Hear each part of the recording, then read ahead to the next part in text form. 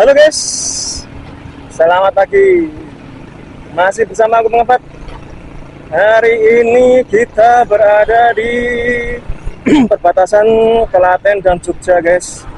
Wah, agak jauh ya guys. Tetapi kita coba menikmati aja guys perjalanan ini, karena ya cuma San Mori aja lah. Bentar aja. Tapi emang ini ya ramai banget ya. Oh, ini Sabtu. Masih ini ya, ada yang bekerja juga ya. Jadinya juga masih lumayan ramai di sini. Oke, hari ini kita mau ngobrolin tentang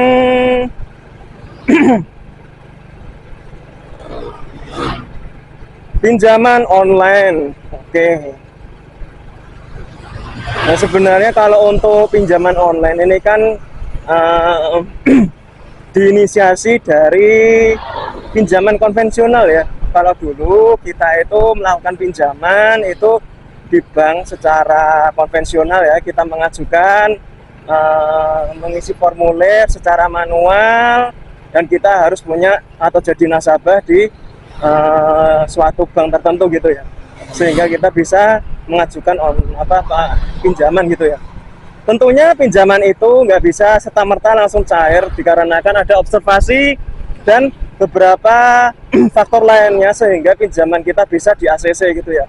Terutama adanya nanti kredit scoring dari Bank Indonesia yang jadi salah satu acuan untuk menentukan apakah sistem pinjaman kita itu disetujui atau enggak.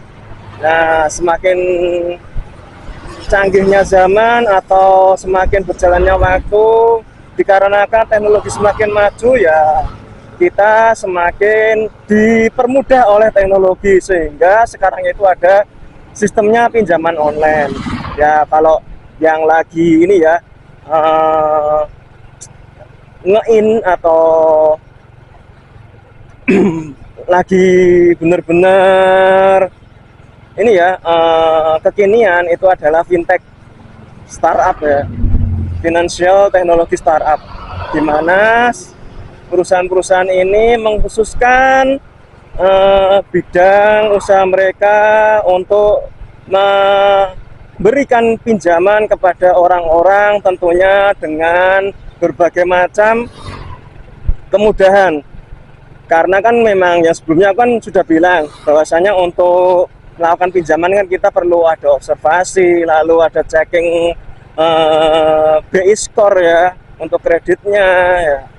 Sehingga kalau untuk di fintech ini mereka seakan memotong beberapa alur pengecekan, sehingga orang itu semakin mudah untuk mengajukan pinjaman gitu loh. Nah, dengan semakin mudahnya melakukan pinjaman ini, maka sebenarnya akan semakin banyak plot hole atau mungkin lubang-lubang atau celah-celah yang bisa diakali atau mungkin dicurangi baik secara produsen ataupun perusahaan maupun konsumennya gitu loh. Nah, kalau dari produsennya mungkin dikarenakan ini perusahaannya itu memudahkan proses ini ya, pencairan dana pinjamannya, makanya mereka berani kasih bunga yang cukup mencekik leher. Yang makanya kalau sekarang itu kalau untuk pinjaman online itu dikatakan sebagai rentenir gitu loh. Karena ya walaupun iklan-iklannya itu seakan-akan kok bunga rendah dan sebagainya, tapi ujung-ujungnya kalau di total-total malah lebih mahal daripada pinjaman konvensional gitu loh. Sehingga ini yang dikhawatirkan sama konsumen-konsumen mereka, bahwasanya nanti akan gagal bayar gitu loh. Nah, lalu dari sisi konsumennya ini juga bisa mencurangi, karena sangat mudahnya untuk mengajukan pinjaman ini, jadi banyaklah fraud atau penipuan yang pastinya dengan data-data palsu ataupun data-data yang tidak sesuai dengan pengajunya. Katakanlah si A mengajukan pinjaman 10 juta tapi dengan KTP si B. Nah, data-datanya itu dikirimkan dengan foto B. Nah, namanya aja sekarang ada teknologi AI ya, ditambah dengan penyelewengan teknologi artificial intelligence tersebut, semakin gampanglah hal ini digunakan gitu loh. Dan semakin kesini juga semakin orang pengen mencari celah, gimana sih caranya biar ketika gagal bayar nggak usah bayar lagi gitu loh. Gitu loh. Sehingga dari kedua sisi mereka bisa saling mencurangi, produsen bisa menarik bunga segila-gilanya, sebesar-besarnya sehingga menguntungkan bagi mereka.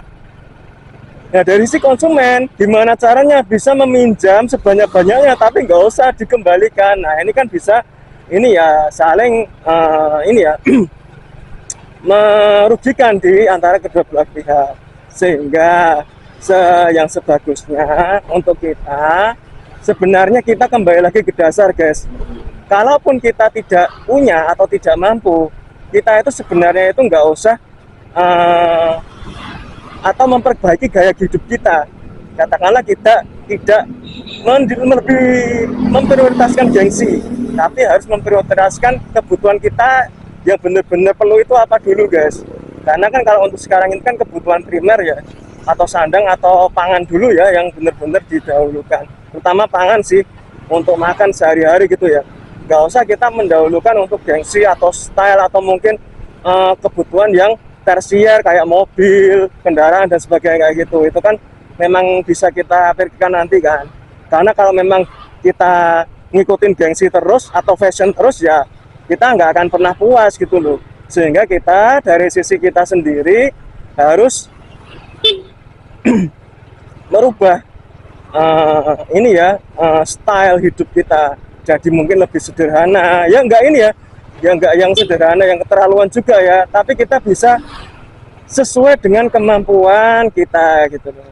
Jadi kita hidup sesuai dengan gaji kita, sesuai dengan pendapatan kita. Jangan lebih besar pasak daripada tiang itu, guys. Oke, gitu aja guys speak up kita hari ini. Saya Maruti Buk. Oke, sorry. See you untuk next video. Thank you sudah menemani videoku hari ini. See you next video. Thank you.